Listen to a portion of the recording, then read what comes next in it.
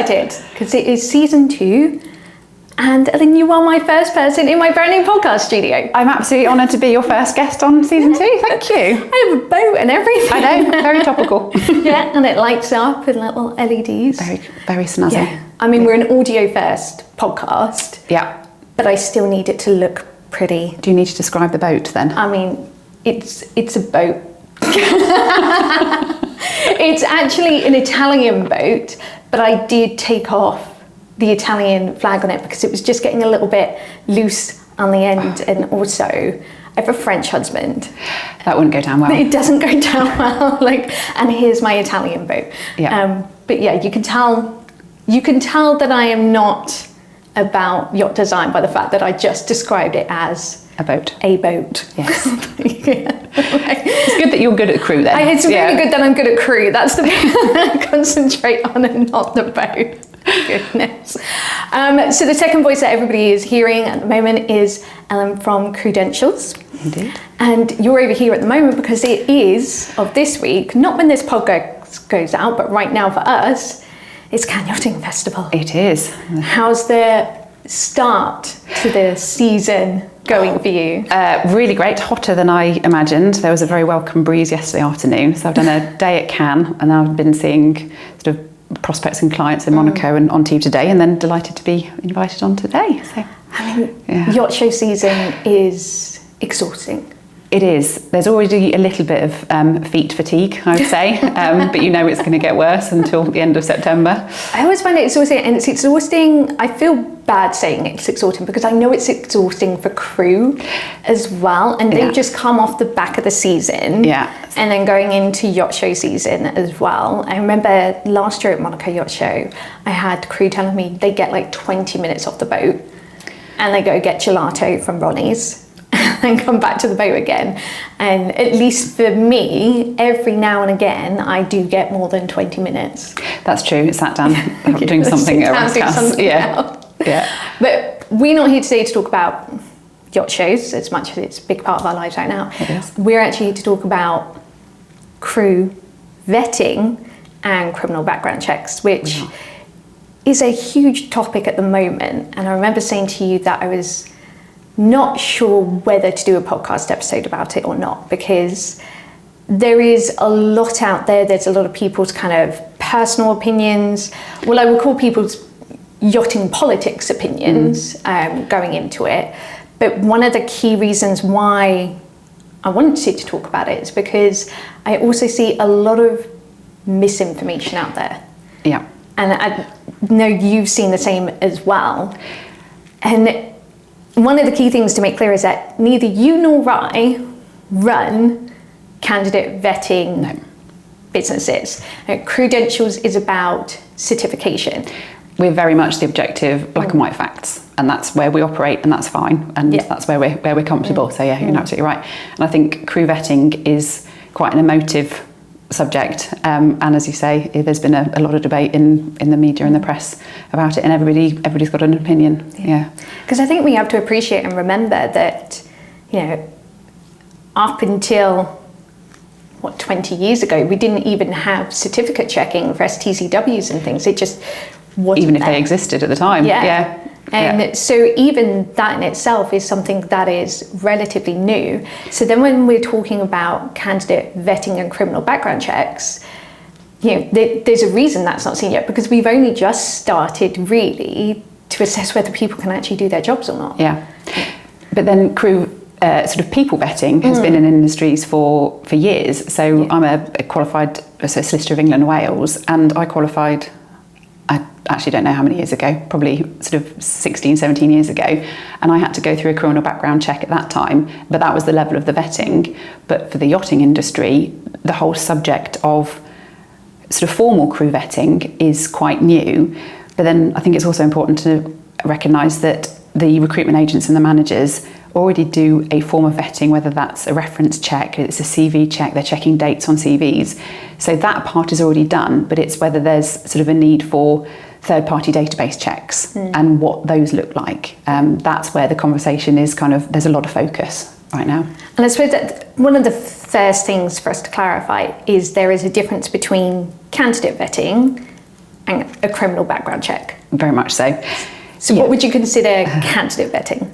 I think candidate vetting is a multitude of layers of things that get a person comfortable about another person. And that's not just in terms of a character, is this a nice person, but it's also about, is this person right for the vessel? So the itinerary, whether it's dual season, whether it's charter. So I think there's a lot of, it's not just one thing. It is it's a combination of a multitude of things that make a person right for a vessel. And I suppose in that sense as well, it can be very grey, like for people to consider what, when somebody says, yes, we do candidate vetting, it's not an actually defined thing. Their candidate vetting may just be calling up their references. Yeah, you're absolutely right. And there's no sort of standard definition of what it is, whether you do it in-house, whether you outsource it, whether you check criminal backgrounds. It's all depending on your own policies. And that's always, I say it's always going to be a problem in yachting. It certainly is now, but it's very, very difficult to put a specified process and procedure or define what something is within yachting, because we're dealing with multiple jurisdictions, we're dealing with so many different companies. Some vessels are managed, some vessels are not managed, some are using agencies, some are not using agencies. It's really difficult to define. So everybody's defining candidate vetting for themselves.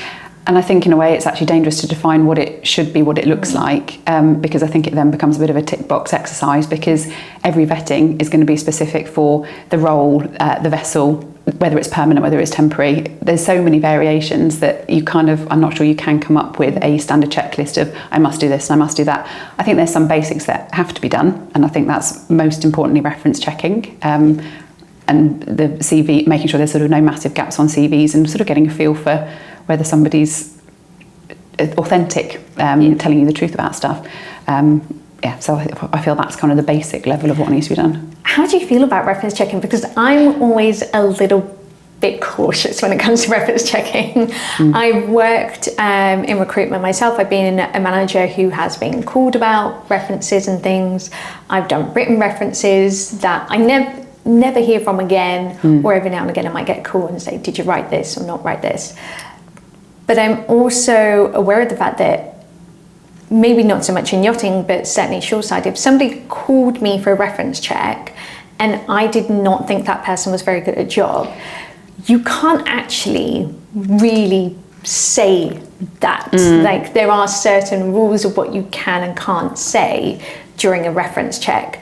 And unless you can very specifically say, this person had a grievance raised against them, they had this, or they took this many days off, and you've got written documentation to say that there was a problem during their employment with you, it's very hard to actually give a negative reference. It's not quite the same in yachting, but I also feel like there's a little bit of protection between people. Like, even if somebody was let go for a reason, if they were good friends with the officers, the HODs, the captain, then they know who they can go to then get a good reference. You're absolutely right, and I'll just make it clear that I've not worked in the recruitment sector, so I don't know sort of the value that's put on references and what you sort of can and can't say. I suppose what I would say is I think references, there's always a risk that they could be manipulated, as you say. If you didn't get on with the captain, you put your HOD as your reference. So I think there's always got to be not level of scepticism so much, but just a little bit of objective sort of review of what you're being told by the person who you've spoken to for the reference. I think in yachting specifically, it's quite hard to actually know whether the person's got the authority to give the reference. I think when you work shoreside, it's quite easy to phone up the company. Yes, and know that you want to know what dates they were there, and they will have really good records as to their disciplinary whatever. But so much happens on vessel that maybe shoreside don't know. Knowing who's the person who can actually give the reference, I think, is really hard as well. Yeah, and that's a big thing as well, because you move around yachts quite often as well, so you might not even be able to contact certain references anymore because they moved on and they don't have those kind of contact details anymore. Yeah, and it's also when you do the reference checking, do you do it when somebody registers with you, or whether it's when they're interviewed or little shortlisted. That's the tricky one. Yeah. And we're seeing more now, like I've seen quite a few companies now who were saying they're doing social media checks as well. Yeah. I mean, we live in a social media world. We do. This podcast goes out on social media. So like it or love it. Yeah. About it. Yeah. But everything that you put on social media now can be brought up. I mean, it terrifies me. I am old enough to remember when Facebook first started. And I'm even older than that, so we let's not had go there. MSN Messenger when I was at university. That was the thing. But it's moved on so much, and I dread to think what I used to write on my Facebook wall. I hope nothing that would stop me from having. Yeah, because it was the wall. It was. It Yeah, you could poke then. People, but you couldn't. Do you remember? Remember poking people? Yeah. In what world is that now okay? I don't think that's okay anymore. But, you know, that was, back then I don't think we even realised what that would mean for the future, that would be something that could potentially haunt us in 20, 30 years' time. I really sincerely hope that younger people nowadays are understanding that what they post has repercussions, but I also know that maybe necessarily they don't understand that, and they are posting things that people could look at and be like, well, you are not right for this vessel. In a way, I would rather they posted something that indicated they weren't right for the vessel, because in a way, at least that's, you know, it's not hiding. Yeah, and they don't have two different Instagram handles, one of which they post for their professional things, and sorry, that's a bit different actually. If you've got a professional Instagram profile and one that you use socially, but I think it's not impossible to have more than one social media profile and share and like and follow different people on those different profiles. I think a lot of the yachties that are coming through now are digitally native, so I think they are probably more likely to know now what is acceptable on social media and what isn't. I don't know how many agencies, as a matter of practice, look at all social media accounts, because it's actually really hard, unless you ask for their handles.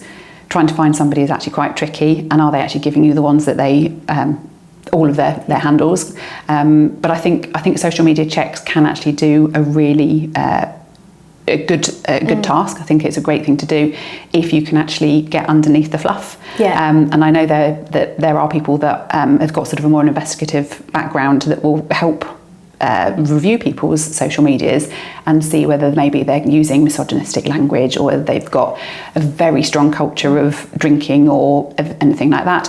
I know also there's other things you can do in terms of looking at who people's connections are. I know I don't know the deckhand, but I know a deckhand that was found to have a connection on Facebook, I think it was, with a known drug dealer in a port that the vessel was going to be regularly in. So I think there's certainly information you can glean from that, but what conclusions you draw from that information is also another factor, because photos on Instagram of having a few cocktails, that's okay, but if it's every single night, it's not. So where's that line? What are you going to have? What's acceptable? What conclusions are you going to draw? And bear in mind, it's all subjective based on what the recipient is looking at. And I think that's a key thing. Like, two key things actually that you brought up there. First of all, it's not just about what you're posting; it's who you follow, it's the comments you make, and even what groups you're in, etc. So it's not just what you're posting, which you might think is fine. It's the other people that you're interacting with. That is vitally important. But also who's making the decision, and I do find that quite scary, because it then becomes about somebody's personal opinion. Yes. Then we get into okay, how are you making that decision? Like, we take the cocktails, for example. Okay, they, maybe every single picture they're holding a cocktail, but what are the dates on those pictures? And are they alcoholic cocktails? Yeah, you don't know. Yeah, I think you're absolutely right, and I think it depends on the context, because if you're recruiting for a dry boat, for example, you're going to think very differently about seeing photos of somebody rolling out of a bar at 2:00 than if you're recruiting for a boat that's known to sort of be very sociable and very kind of party driven charter boat. I wouldn't like to be making those decisions in all honesty. But I think having decent facts is a good start.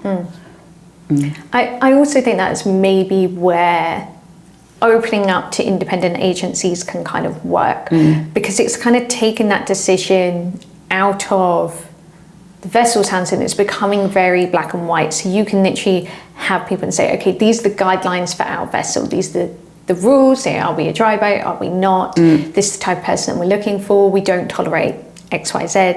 And then that goes off to the agency. The agency does a check and they tell you, yes, they're a good fit for your boat, or no, they're not a good fit for your boat. And they don't need to go into the reasons why, because obviously for the protection of that person as well, obviously you don't really want to protect people who've done something disastrously wrong. But like the cocktails, for example, that person may not be an alcoholic, that person enjoys a drink, and you don't actually know whether those are mocktails or cocktails. They didn't get the position. Do you want to be having people saying, well, we didn't give them the job because they're clearly an alcoholic, look at their social media? So when it comes to sort of agencies on an outsourced basis, I don't know whether they would actually tell you kind of a yes or no. I think they would give you some risk indicators that these social media accounts indicate that they're very high use of misogynistic language, for example, or we're sort of postulating here slightly. And I think any of these reports are probably disclosable under GDPR anyway. Yeah. Because you're recording a fact about a person and you're making, and actually individuals have got the right to rectify anything that they think is incorrect about themselves. Where that tallies with opinions on people, I'm not entirely sure, but it'd be quite, let's hope it's not a use case we actually have to look at, because it could be quite tricky. I think the misogynistic behaviour and things online, I think that's a really interesting thing that's starting to come out more and more, and actually looking at the language that people are using when they're talking about things online. And that can be a real indicator of how they're going to be interacting with the other people on board. And that's a brilliantly interesting thing, because it's not just about whether you're qualified for a vessel, it's the interactions that you have with the people on board. Yes, yeah, absolutely. So there's also a lot of talk at the moment about where psychometric tests come into the recruitment and the management process and roles on board and things. It's an area that unfortunately I don't know much, if anything, about, but I know there are some really expert sort of services out there, I mean, I know a bit about psychometric testing myself. I had to go through psychometric testing. Again, it's something that makes me nervous. I think it's fine when you talk about risk indicators, very much like the social media vetting, is if you can have someone saying that there is an indicator of risk, that's a really key thing. And I think that I'm going to call it opinion, but that opinion has to come from a professional body. I think if you then as a captain are making a decision whether somebody is hired or not based on those risk indicators, that's fine. But you shouldn't be in the position of deciding what is a risk indicator. And psychometric testing is very much the same. It's about risk, it's about indications. I worry about it within yachting because I just don't know if we're really there yet, because I still have occasions where, discussing things like mental health and anxiety. So where people say, well, if this person takes anti-anxiety medication, yachting is not for them. It's a bit of a blanket approach. It is kind of a blanket approach, and it's not recognising the nuances of somebody's mental health. And it's also not recognising the fact that actually somebody who has been diagnosed with anxiety and is then managing that anxiety, they don't just go into yachting and think, well, this is going to be great. And sometimes these people have already been in high stress job roles, or they've been in yachting for a while, and then they get turned down by someone. So for me, it's always that point of who gets that report, who gets that information, because I never want somebody to have that kind of used against them. Sort of hanging over them a little bit. Yeah. I think we also need to look at what the actual purpose of all this vetting and all of this is, and it's about crew safety.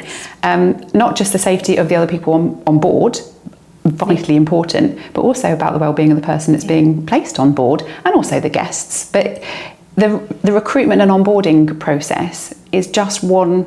Actually, it's very important, but it is just the start of this person's relationship with a vessel, with a manager, with a captain, with guests, with the fellow crew members.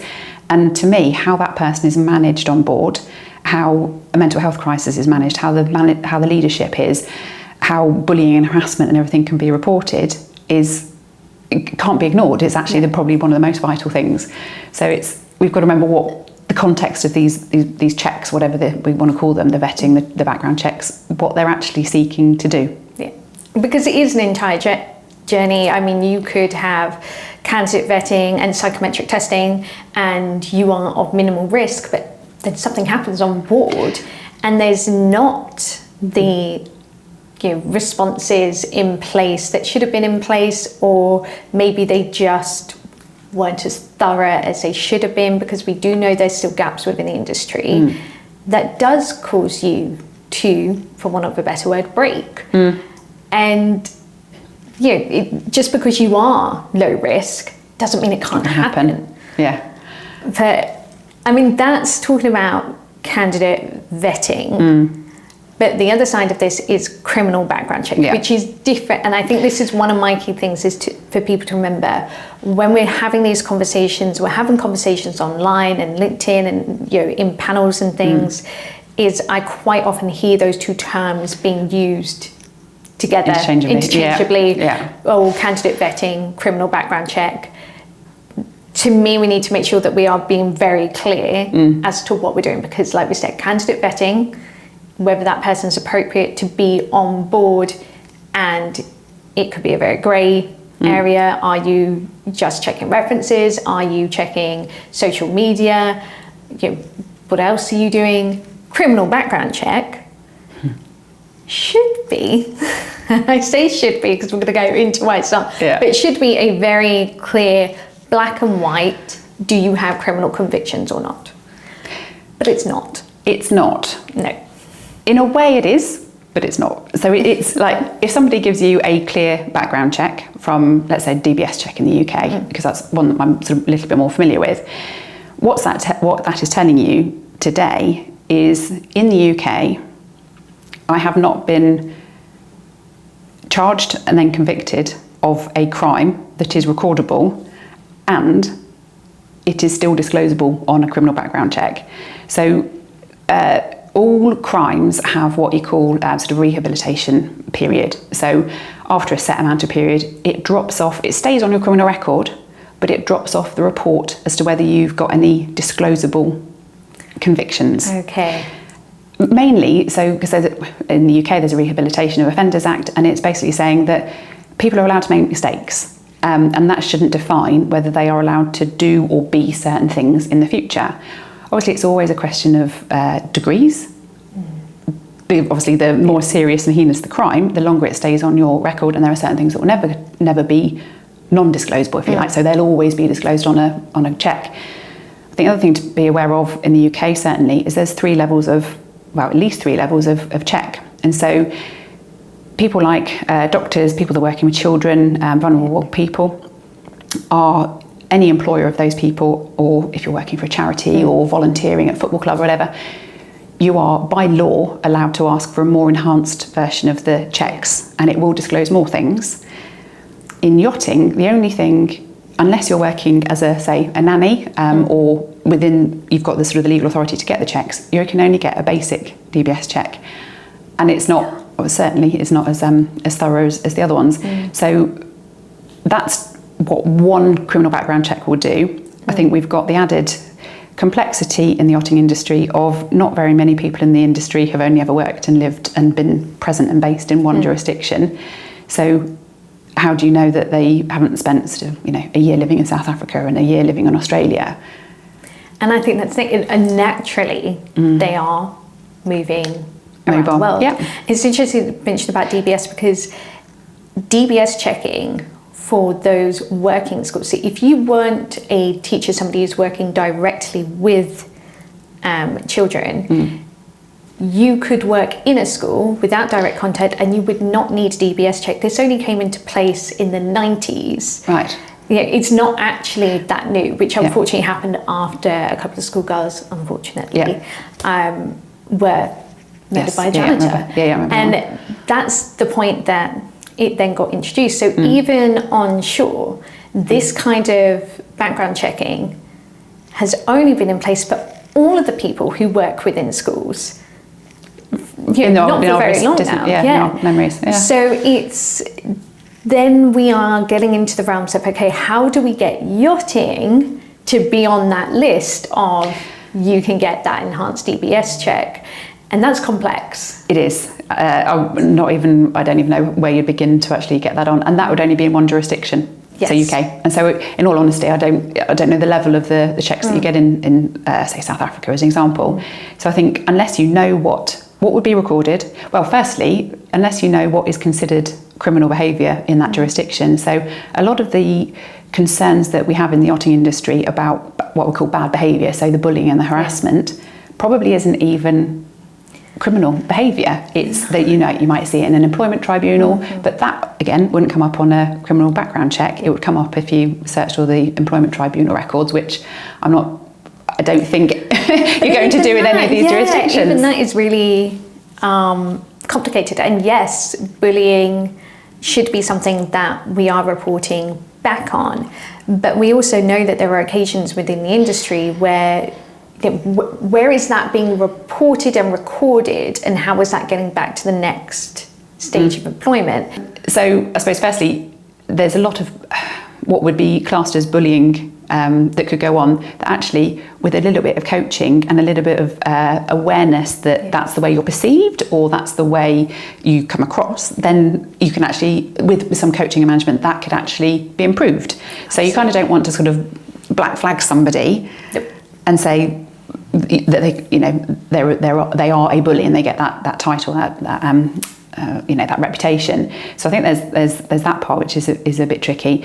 But when you come to talk about things like disciplinary procedures, we're assuming that there are procedures and the crew know about them and that there is a way to actually report. And I am making that assumption because and that's fine because of what where we are kind of in the world. But and in the industry, because I'm not saying that sort of everything is everybody's got the same access to the same sort of procedures, but until we kind of change that and make things a little bit more professional, I think. And there are some wonderful businesses, wonderful captains, wonderful management companies and recruiters and service providers doing great things and wanting to bring up the average in the industry, which I think is great. But then we also have an unbelievable number of smaller vessels, or even some of the big ones, that aren't professionally managed. The people that are in the management positions aren't necessarily given the kind of I'm going to call them sort of the people talent management skills. So I know this conversation is about crew vetting and criminal background checks, but you kind of can't solve that without changing all the nodes in the wheel. And that's where, yes, improve the standards that we've got of sort of people coming into the industry, and better understanding of their strengths and whether they be good fits and are they safe, although you can't ever kind of guarantee somebody's safe. I remember there was one quote, I know I've digressed slightly here, but there's something you said on one of the panels I think we were on, or something, you said something like a criminal background check. It's a blank piece of paper, but it doesn't stop you writing on it tomorrow. Thank you. That's one of my favourite things I've ever said. You need to trademark that one, I think. Stitch it on a pillow. But it's genuinely how I feel about it. And I'm not going to go into a tirade of how we need HR people and culture in yachting, but yes, it all comes into it. There's no individual silver bullet. But that was one of my things for me, like particularly when we were, speaking on these panels, is people talking about criminal background checks as though it was a silver bullet, and it's not. And I truly do believe that you can go through life genuinely thinking that you are never going to commit a crime, and you can go through those checks and have that wonderful blank piece of paper.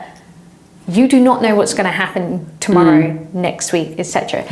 I do think they're important because, again, it's that risk factor, it's that indicator, it's doing everything you can to know that when you put that person on board, as far as you're aware with all the information that you had, that person was safe at that time and the other people on board were safe at that time. Yeah. I think it's more that person at that time didn't have an offence that they'd been convicted of. So a couple of stats. So in the UK, 20% of crimes are committed by first-time offenders. Mm-hmm. In the US, I think it's closer to 30 or 40%. And there's also there's lots of people that are probably getting away with a few low-level crimes and never actually getting convicted of them. Yeah. And then there are also those people that have never committed a crime in their life, wouldn't even contemplate it, but given the right circumstances, couldn't snap. And whether that's a mental health crisis that leads to something, we can't predict how somebody is going to react, regardless of the amount of checks and psychometric checks and whatever else we can put in place. There's no way we can predict how somebody's going to react in a sort of a set circumstance on board, a very stressful example. But what we can do is support those people and have the trained mental health providers, for example, on board that can see somebody's in a mental health crisis and hopefully kind of mitigate the risk that anything's actually going to sort of turn into anything that could even be conceived as a crime. Yeah. And again, like very similar to those grievance procedures, there are a lot of crimes that go unreported. Yeah. Because you are putting the onus on the victim. To go forward and report something. And it's very difficult. Particularly, and one of the lowest recorded crimes is sexual assault. Yeah. Typically because it's a lot of the time it's actually it's in a relationship or it's with somebody you know, and you're less likely to report those crime or those events. And so the very, very low statistics on both the reporting and then even getting to charging, regardless of then getting to actually court and a conviction. And I think the lowest of that is also men who experience sexual assault are the least likely to come forward and report it. Like hugely underreported. Yeah. So in the UK, we have the DBS check, but we can't get the enhanced DBS check for those in yachting. Unless we're on a certain role. Unless we're in a specific role. And then we have the complicated factor of if you do a DBS check, but you have been, travelling around with your vessel, are you getting a check of, well, actually, I spent 12 weeks in, let's say Antibes here. Yeah. Are we covering that 12 weeks that you were in Antibes? Because a lot of background checking, criminal checking is based on your addresses. And your vessel being in port, are you giving an address for that? I think that would be impossible. Yeah. Yeah, so your point about sort of the addresses, do you actually disclose that you've been somewhere for 12 weeks? No, I don't think anybody really would. But you would hope that if there was a crew member that was arrested for something, the captain would know and the captain would do something about it, and you'd hope that there's that check there. But again, it's about the ongoing management as opposed to somebody's history. Yeah. And that's the thing, it's knowing somebody's entire history, and your history in yachting is so complex. You move around between vessels, which means you're moving around ownership companies, you're moving around management, and you're moving around countries as well. And there's a huge variation as to the types of criminal checks that you can have in one country versus another. There are certain countries where you'll go in and you'll literally give in fingerprints. In other countries, you actually have to provide a DNA sample, a blood sample. Wow. You can go to that level. There's countries where you can do it privately, and there's countries where no, that has to be done at a government level. So we then lead into problems as well of, okay, how are we doing an international check? Are we contacting all of the different individual jurisdictions? And it becomes so much more complex at that point. It does, and even if you get clear what you call, a blank piece of paper from one of those jurisdictions, fundamentally, what does that actually mean? So how much comfort can you get from that? Firstly, how long do they all take? And we all know that in this industry, there are urgent placements that go on. And so I know we've talked a lot about the criminal background checks, but if they become sort of an industry standard as this is something that has to be given, how long are they going to take? I know that if you're sort of 1 or 2 jurisdictions, it can be turned around pretty quickly. But I think there's a risk if we say that they are going to be mandatory, that you end up employing somebody who's got a clear check, let's call it clear check, from, I don't know, 3 weeks ago, 6 weeks ago, 8 weeks ago, instead of the person who's in front of you on the dock and it's a mate of so-and-so's and you've known them for years, you know they're safe, or not you can't know they're safe, but you can you feel like you know they're safe. Or you can phone their references, or their references just next door on the next vessel. I think you can get more out of that than a blank piece of paper from somebody on the dock that you don't know. Yeah, and I think this thing is how we judging those blank piece of paper as well, because I'm thinking, okay, if I had a blank piece of paper, from South Africa, and I know that for that check they will have had to, provide fingerprints, for example. They would have had to provide 12 years worth of address, and that it is possible to check internationally, versus somebody who has had a basic DBS check. If I had the same person with the same experience, am I then trapping myself into looking at those 2 different types of criminal background check and being like, well, feeling they're equivalent? This one is actually a bit better, a bit deeper, this one, and then this one, and that's what I think makes it incredibly complicated. Like we said, it's not a case of where either you or I are against mandatory background checking, but there's a huge amount of complexity that's involved with it that I think as an industry we need to take time to address. Yes. Yeah, but then the conversation is happening, and then that's a good thing. And I think I don't think there's been any kind of knee-jerk reactions have happened, which I think I'm really pleased about, because I think there was a bit of a risk that there was going to be a few knee-jerk. But I think everybody's kind of taken a step back, and everybody's having the conversations. Like the amount of conversations I'm now having about these things is probably tenfold compared to, I don't know, the start of the year. So it is being thought about, it is being talked about, people are being educated about it.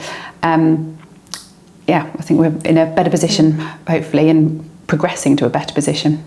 It will be wonderful to see sort of like more guidance and things out there for people to understand these different criminal background checks and what they mean and what that process is in those different jurisdictions. And I know, for example, there is certain international background checks that you can get if you are working with children. But again, it's very much based on the information that you give as an individual. And it's based on the information that those individual jurisdictions are allowing to be accessed. Like, again, it's that basic versus enhanced disclosure. And the other point you just made is that we're relying on somebody disclosing where they've lived, what they've done, and there is a bit of a do check against their CV. I know that vessel was in those sort of places, or prior to 2020 that I know they lived in this place because they're working for that business.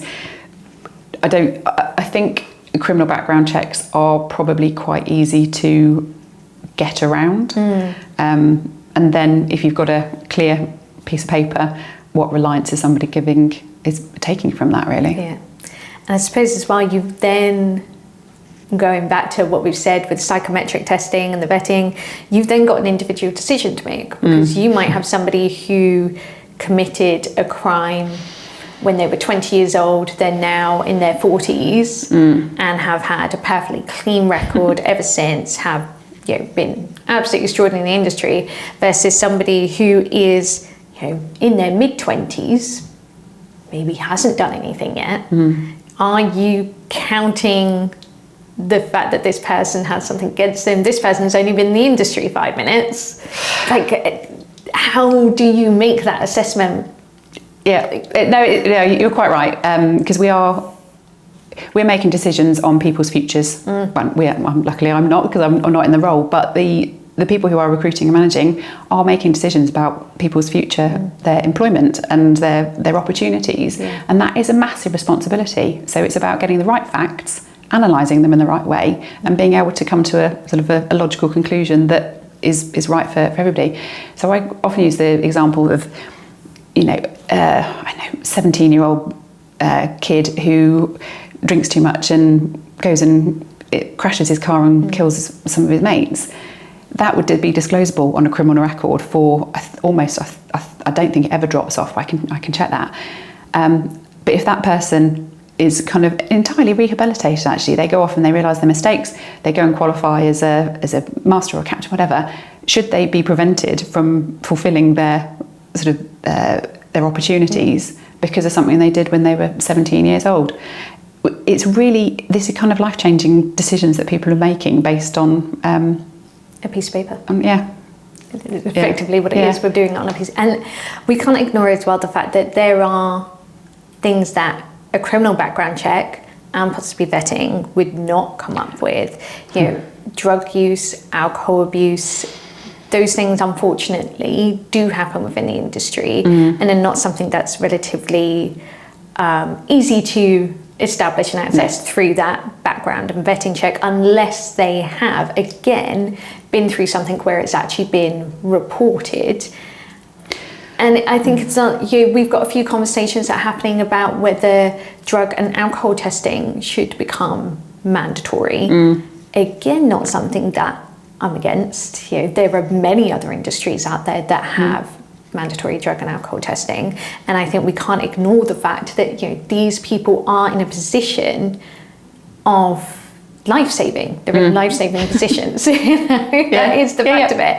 And I think there's definitely that space there, but I also know that we again have to be careful how we do them, because it's who's kind of making that decision, who's controlling it, who's saying what. Because I was in a conversation with someone the other day about this, and we were talking about how drug and alcohol testing was taking place on board on the Monday. They told the captain on the Friday, told the captain not to tell the crew. But weirdly, none of the crew went out that weekend.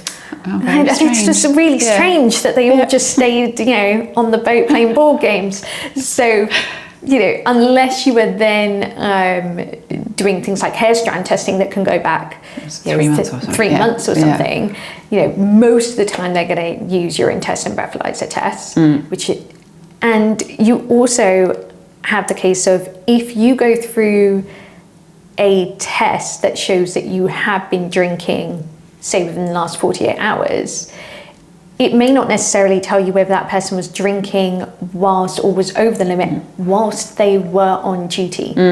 So it's also kind of like, unless you can literally be there whilst they're on duty and prove that they were drinking or over the limit whilst they're on duty, again, it's like there's ways that people are kind of working around these things. I think that's where the industry is so incredibly frustrated.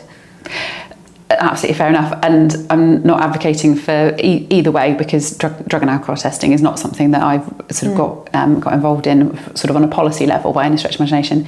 But there's always the question, if something is legal in somebody's home country, for example, cannabis use,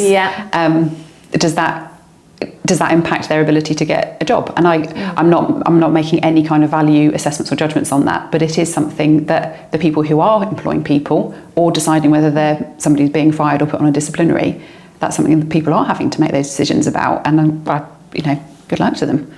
It's incredibly tough, and actually the best scenario would be to be able to do all of those things that we discussed. To have the vetting, to have the criminal background checks, to be able to feel confident in kind of alcohol testing, also know that if they were a bully on board, that was being reported, that there were grievance procedures in place.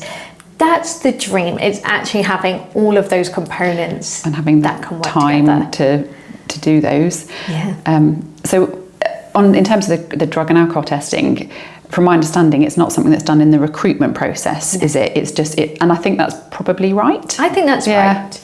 I think it is right, because as well, at what point are you doing that in the recruitment process? And it kind of leaves you to the state of, well, you're going to have to inform them, because if they're not currently employed, what they do out in the pub is entirely up to them. And then are you then relying on your recruitment agency to do that testing, and how long ago and when was that testing taking place? And that's, I think, comes into play not just for that testing, but also criminal background checks and things like, when are you doing it, how often are you doing it, when are we updating that information? And it is all of these things that we're talking about are an invasion of privacy. I mean, I'm not saying we shouldn't. You know, No, we need to know. But sorry, that wasn't meant to sound as a criticism, but I think it's we've if kind I of. was at the pub last night, that's my business. Everybody saw you, Kaylee. It was one glass of red wine after another. I'm not saying that we shouldn't be doing this, but it's about recognising the people who are sort of insisting that we do these things or suggesting that we do. It's balancing the fact that these are invasions of privacy versus what outcomes are you seeking to achieve. So I'm a bit of a data protection geek, and one of the sort of the main principles is making sure that the amount of information you get is proportionate to you only get something if you need it. So what are you doing with it? And also there's lots of obligations about how you're going to handle it, when you're going to delete it, and who you're going to share it with. But fundamentally, it's about what information should I be collecting. It's a data minimisation principle. Only get what you actually need to. So that'll be fun. Yeah, and that's the thing that, again, it's that requires assessment. And my kind of feeling at the moment with everything that's out there, I'm like, yes, let's work on this, but let's not jump on it, because jumping on it means I feel like it's just going to become either a tick box exercise, or it's going to be something that people are kind of brandishing as a badge of honour. As a badge of honour, like, oh yeah, we do background checks, for example.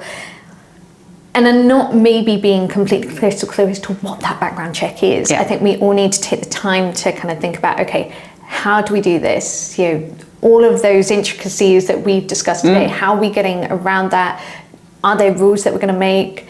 Okay, let's say that background check becomes kind of a mandatory thing for recruitment agencies and managing. But what about when somebody is hired not through an agency? What about when that vessel is not managed? That we're a very complex industry, which unfortunately does mean that people can slip through the gaps, and it can have disastrous consequences. But what's nice is that we're now turning around and saying, okay, how can we prevent these things happening in the future? But we have to take the time to really think about it. Understand what it is. Yeah. I think fundamentally for me, vetting in a form is necessary, without a doubt. So I know I've talked a lot about kind of privacy and invasion stuff, but vetting is necessary. What that vetting looks like depends on many, many factors. I think criminal background checks is one of those layers that should be considered. But I think if you were relying on a criminal background check or not, I'd probably go not and do better vetting around sort of the social medias and whatever else you can find through, whether it's your own investigations or elsewhere. So that's where kind of I come out. But even vetting in whatever form that is only forms a very small part of ensuring that somebody is safe, happy and well on board a vessel. I suppose that I am going to say something that people are probably going to hate, but we also come to, at the end of the day, who is paying for this? You can tell I work for a management company. Like, I've been here too long now. Now I tend to think about budgets, but I get the questions all the time when it comes to kind of crew welfare and that side of things, because it's not something that makes money, for example. It's not something that necessarily directly impacts the owner. So when we're talking about those things, obviously we sit there and say, well, this makes sense to do this. This is about safety. Somebody somewhere is paying for this service. Even if it's a case of where your captain on your smaller vessels is sat on board spending time to vet candidates, him or herself, that's their time. That time costs money as well. And this is always a thing, because eventually, no matter where you look at this, it's owners that end up paying. Like, our entire industry is built on the money that the people on those boats have. Again, so many things to unpick in that. So obviously kind of health and safety as an industry costs without a doubt. So it's whether that the amount is being spent is proportionate to the risk that is perceived and identified. I think we all know how much crew turnover costs. And I think that's a little bit of sort of an accepted part. Well, it costs that much to change somebody over, what I'd like to do is understand an assessment of whether, if you invested in vetting as one thing plus management and everything else that goes with it, that goes in there, whether you'd actually be kind of net benefit financially. I feel like financially, yes, we would. And I know I've spoken to a few people out there who are trying to establish that kind of connection, because we do need to be talking in some of these terms to owners, to other management companies, whoever's involved in this is talking to them in terms of, okay, we know how much crew turnover costs, and it's huge. And actually, if we just take this investment, you can, minimise that turnover, and ultimately you can keep people safe. Which has got to be the outcome. Which has got to be the outcome, is keeping people safe. Yeah. And I think the vetting side, I think people will be surprised at how reasonable, you could spend thousands, like on a really, really deep investigation, but I don't think that's really what anybody's ever suggested is necessary. And it can also be role-based. So you might want to do more checks on, say, the financial health of your purser, whether they've got, a bankruptcy declaration against them somewhere, but they've got this massive, great budget for procurement. You might want to do that check, which it's not going to cost you kind of thousands of pounds to do that. So I think there's more education we can do about how much these things actually cost. And then those conversations can have more meaning about how, who pays and whether it's actually a net benefit to do all of this. I know what you just said about that financial side of it. Thing that happened. Because we don't think about that. Yeah. So my other favourite one is I'm going to use a nanny as an example. If a nanny has got a kind of massive great gambling debts or has been declared insolvent in the UK, and they're in charge of a kid that could quite easily be kidnapped for a nice decent ransom that would pay off. These are real things that could actually happen. And unfortunately, in the industry that we're in, the amount of money that is in this industry does attract, I'm not saying on the nanny side, but does attract the risks of something like kidnap. And if somebody can sort of, so nanny, where you're taking the kids on your own today, it's worth kind of 20 grand to you. Again, your face is just giving it. Oh my God. Thinking about my financial situation. Again, it's those checks. We tend to go, right, criminal, that's it. But no, your financial status. It's all sorts. It's that vulnerability and risk that we're talking about at whatever level. Yeah. So, and I know we're discussing this not as legal representatives or representative companies that do background checks and things, but if you were speaking to a captain, a HOD who sat on board right now and is a little bit kind of worried about, what do I need to do? Do I need to start putting these checks and stuff in place? What would your advice to those people be? Take a breath, get some independent advice from whether or not it's your kind of fellow captains, fellow HODs. Discuss with people in the industry as to what good looks like, because there are some people doing really good things. And I think it's about taking a proportionate approach, spending your time and your effort wisely to get the result that you need. And I appreciate that's probably not particularly actionable in terms of kind of what actual steps you need to take. But we're all grown-ups in this industry, and actually being able to bounce ideas off people educates everybody, because everybody's got a lot of opinions on things, and some are kind of more perhaps relevant and valuable than others. But typically how humans get to improve their own knowledge and activities is by kind of, a lot of it is by kind of feel. Talk to somebody, what do you do, how do you do it? That's how I get by on most things. Talking to people. Yeah, as we are now. Exactly. And I think, for me as well, I just love to see more and more crew being part of the conversation. It's incredibly difficult because they're on the yachts. And that does separate them, and a lot of the conversations then happen on shore. And it's the same for us who are onshore. We want to be there to help them, but we're not on board. There is that separation. So please, I think my thing for all crew would be get involved, please raise your voices and speak to people who you trust and who are unsure, because we need crew voices in order to make change. I think you just summarised exactly what we need to do. Yeah. Yeah, perfect. Simple task.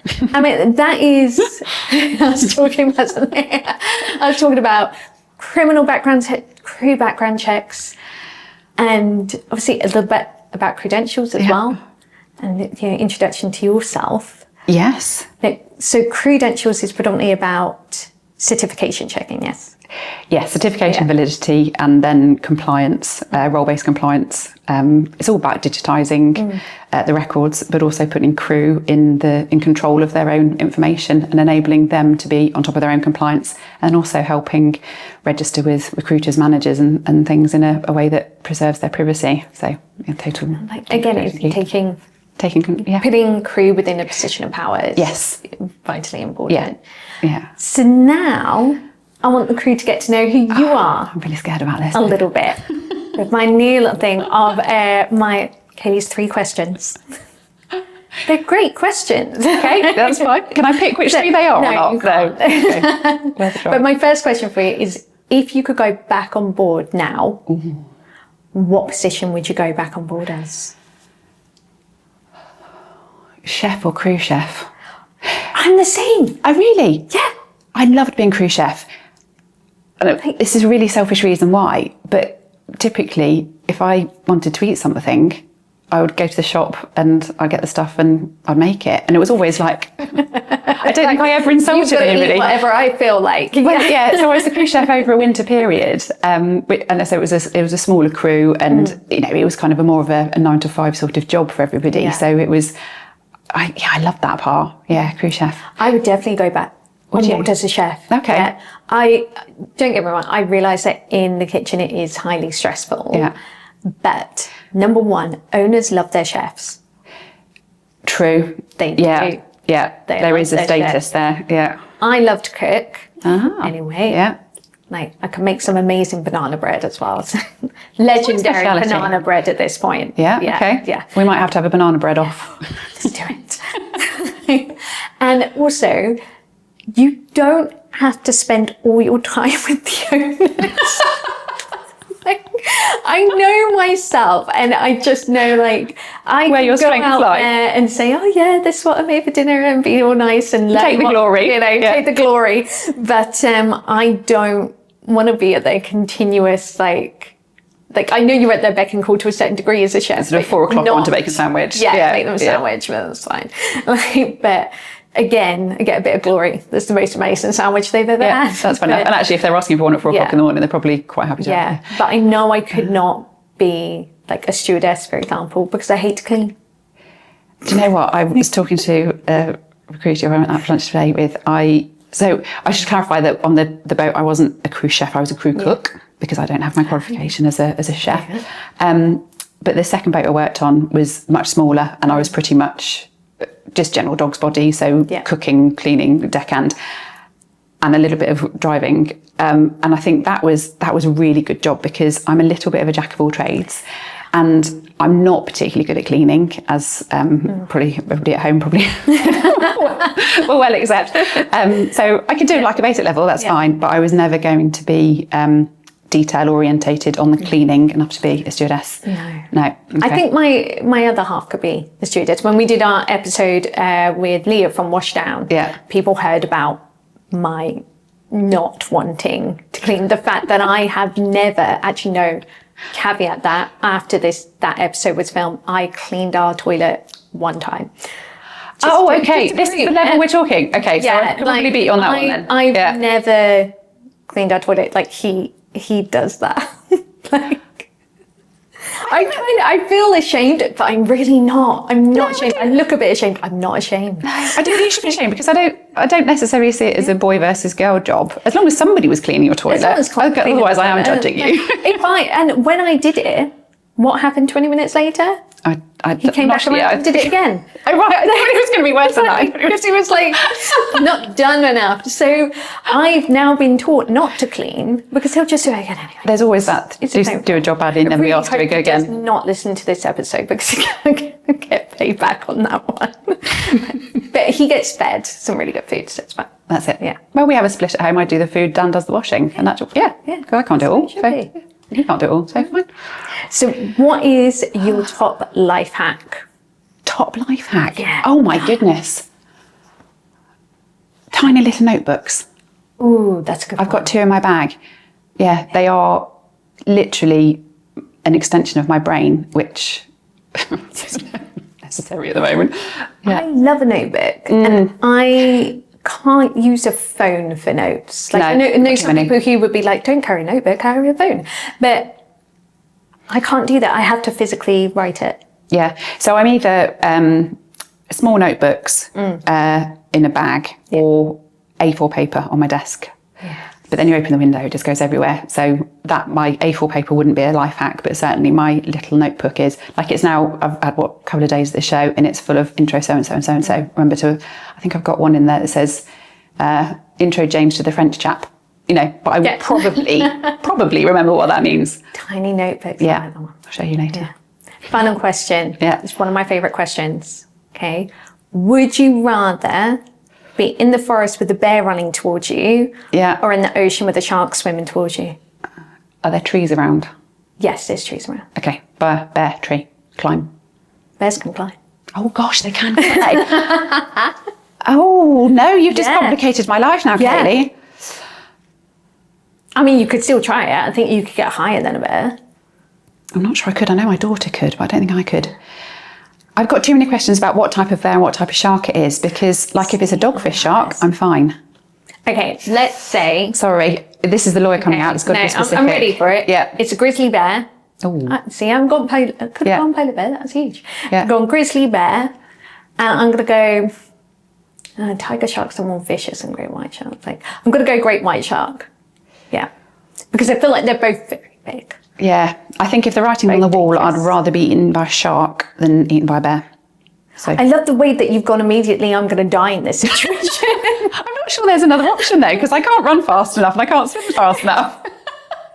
Look, I get that. You're not running or swimming anywhere. My argument for the shark, which I've been told is crazy, is that with the shark, I'm not saying I'm necessarily going to do this or capable of doing this, but with a shark, if you punch a shark in the nose or in the eye and stuff like that, you might get, it might leave you. You might somehow survive, maybe a limb missing.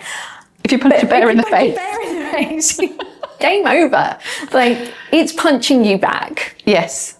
And then sitting on you. And then, you definitely don't. So my whole thesis for that is based on whether I can punch you in the face or not. Okay.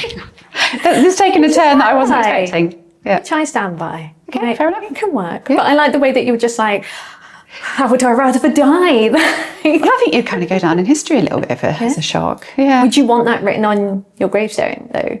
Like, eaten by a shark? No, I don't think so. I appreciate the fact that very few people do, but that does happen. Yeah. But, yeah. What a dark end. Yeah, it's a really dark ending to it. But I still stand by the fact that, punching a shark in the face. one or the other. Okay. I suppose what if it was like, let's say, a baby bear. Oh, baby bear for sure. And a whale shark. I don't think whale sharks are lethal, are they? No, they're not. No. They're beautiful. Yeah, I could do swim with whale shark. Yeah, swim with the whale shark. Yeah, that's a much nicer just belong in the ocean. Yes. Listen, now we're fine. It's either I'll swim with a great white shark with you and you can punch it in the face. And I'll punch it in the face, it's no problem. My tiny ineffectual fist, it'll be fine. Versus a giant great white. But we might have a chance, that's all I'm saying. Okay, good to know. Thank you so much for coming in today. You're I really absolutely welcome. appreciate it. And thank you for being the first person inside the new podcast I'm studio. absolutely honoured. Brilliant. Thank you. Thank you. And obviously, if you are watching or listening at home, on a boat, wherever you are, please make sure to like and share the podcast. That's how we get more views and that's how we can keep bringing you guys content. And I'll speak to you all soon.